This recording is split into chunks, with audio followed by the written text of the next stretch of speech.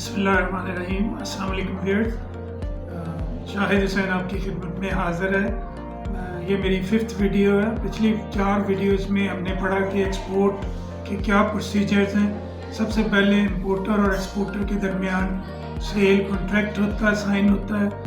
उसके बाद उस कॉन्ट्रैक्ट की बेसिस पे कस्टमर जो एक्सपोर्टर है वो बैंक को रिक्वेस्ट करता है फाइनेंशियल इंस्ट्रूमेंट इशू करने की। फाइनेंशियल इंस्ट्रूमेंट इसमें क्या होता है, उसमें सारी शिपमेंट की डिटेल्स होती हैं कि किस कंट्री को शिपमेंट जा रही है, इंपोर्टर कौन है, एक्सपोर्टर कौन है, क्या चीज़ शिप हो रही है, उसकी कितनी क्वांटिटी है, प्राइस क्या है। ये सारी चीज़ें फाइनेंशियल इंस्ट्रूमेंट में मेंशन होती हैं। उसके बाद उस फाइनेंशियल इंस्ट्रूमेंट को यूज़ करके एक्सपोर्टर जो है वो कस्टम के पास जीडी फाइल करता है। कस्टम उस जीडी को अप्रूव करता है तो जीडी इशू हो जाता है। जब जीडी इशू हो जाता है उसके बाद गुड्स जो हैं वो शिपिंग लाइन की कस्टडी में चली जाती हैं, जो कि तीसरा स्टेप है।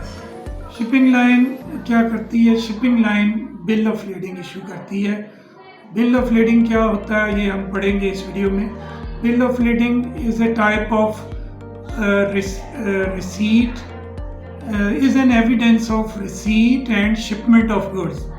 यानी ये एक एविडेंस है कि जो गुड्स जो हैं जिनकी शिपमेंट हो रही है वो शिपिंग लाइन ने रिसीव करके आगे उनकी शिपमेंट कर दी, वो वेसल में ऑन बोर्ड कर दी और गुड्स जो हैं वो आगे वेसल के थ्रू वो आगे जो कंट्री ऑफ डेस्टिनेशन है उसकी तरफ वो चल पड़ी। अच्छा, अब इस बिल ऑफ लीडिंग में क्या क्या चीज़ें होती हैं ये हम डिस्कस करेंगे।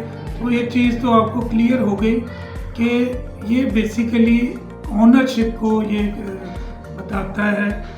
इसकी एक तो ये कि गुड्स रिसीव हो गई शिपिंग लाइन को और शिप हो गई। थर्ड वन इसमें ये होता है कि बिल ऑफ लीडिंग जो इसमें कंसाइनी जो होता है बिल ऑफ लीडिंग के अंदर वो बेसिकली डिटरमिन करता है कि गुड्स का जो शिपमेंट हो रही हैं इनकी ओनरशिप किसके पास है। और हम बारी बारी जो डिफरेंट कंटेंट्स होते हैं बिल ऑफ लीडिंग के वो डिस्कस करेंगे। तो सबसे पहले इसके अंदर एक मेंशन होता है कि शिपर कौन है। शिपर मीन एक्सपोर्टर कौन है।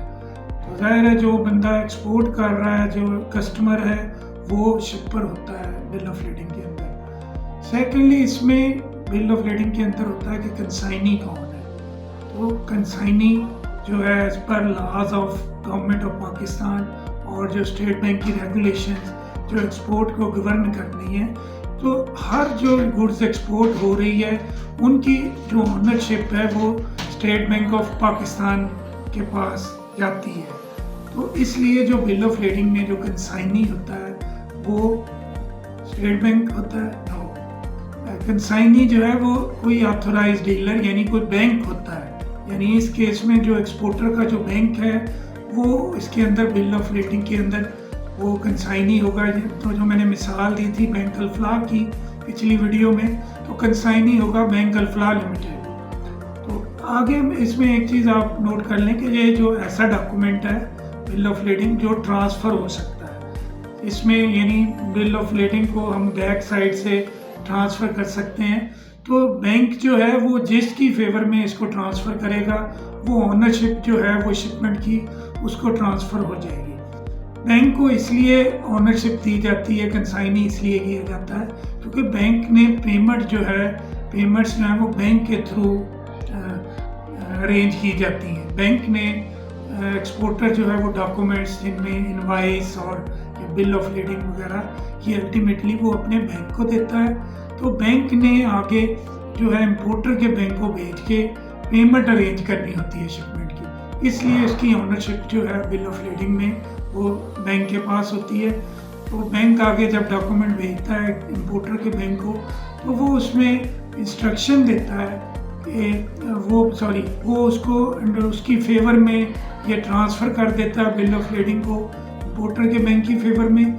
और साथ इंस्ट्रक्शंस होती हैं उसको कि वो इंपोर्टर से पेमेंट या अगर डीए का बिल है यानी डीपी की सूरत में पेमेंट और अगर डीए का बिल है तो वो इंपोर्टर से एक्सेप्टेंस लेके देन उस बिल ऑफ लीडिंग को आगे इंपोर्टर की फेवर में ट्रांसफ़र कर देता है और इस तरह जो ओनरशिप है गुड्स की वो इम्पोर्टर को चली जाती है और वो पेमेंट करने के बाद वो बिल ऑफ लीडिंग लेके आगे शिपिंग लाइन से वो गुड्स जो है वो रिलीज़ करवा लेता है। तो ये हम बात कर रहे थे बिल ऑफ लीडिंग की कि उसमें कंसाइनी होता है। आगे बिल ऑफ लीडिंग में ये मेंशन होता है कि गुड्स की क्या जो शिप हो रही हैं उनकी क्या डिस्क्रिप्शन है, क्या क्वांटिटी है, किस कंट्री को जा रही हैं वो गुड्स, यानी कंट्री ऑफ डेस्टिनेशन क्या होगा, वो किस पोर्ट से लोड हुई, यानी इनकेस वो कराची से तो कराची पोर्ट उसमें मेंशन होती है, और कंट्री ऑफ डेस्टिनेशन क्या है, यानी सपोज यूके शिपमेंट जा रही है तो यूके कंट्री ऑफ डेस्टिनेशन होगा, और यूके की किस पोर्ट में वो जा रही हैं गुड्स, उस पोर्ट का, या सपोज मैं मिसाल दे रहा हूँ फेलिक्सस्टो पोर्ट है यूके की, तो उस पोर्ट का मेंशन होगा उसके अंदर। सेकेंडली उसके अंदर बिल ऑफ लीडिंग में मेंशन होता है कि गुड्स शिप किस डेट को हुई, यानी जो वैसल था, जो शिप था, उसने किस दिन मूव किया, वो डेट उसको मेंशन होती है जिसको हम डेट ऑफ शिपमेंट कहते हैं। तो इस वजह से हम कहते हैं कि bill of leading is an evidence of shipment of goods and also the receipt of goods by the shipping line.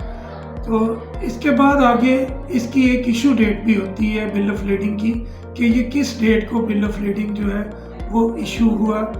Further more इसके अंदर ये होता है कि कंटेनर का नंबर मेंशन होता है कि किस कंटेनर में जो गुड्स थी जो शिप हुई उनका किस कंटेनर में थी, वो कंटेनर नंबर ऊपर मेंशन होता है। और फिर जिस शिप के अंदर गुड्स सेल हुई उस शिप का जिसको हम वैसल कहते हैं शिपिंग लाइन की लैंग्वेज में, वैसल का नेम भी बिल ऑफ लीडिंग के ऊपर मेंशन होता है और उसका वॉयज नंबर एक होता है कि ये भी एक आइडेंटिफिकेशन के लिए होती है। तो इस फिर हर बिल ऑफ लीडिंग का एक अपना नंबर होता है जिसको BL नंबर कहते हैं। तो किसी भी शिपमेंट की ट्रैकिंग आप शिपिंग लाइन की वेबसाइट से जाके कर सकते हैं उसके बिल ऑफ लीडिंग के थ्रू और उसके कंटेनर के थ्रू। तो ये तो था बिल ऑफ लीडिंग के बारे में। नेक्स्ट वीडियो में हम आगे कंटिन्यू करेंगे इसी के साथ।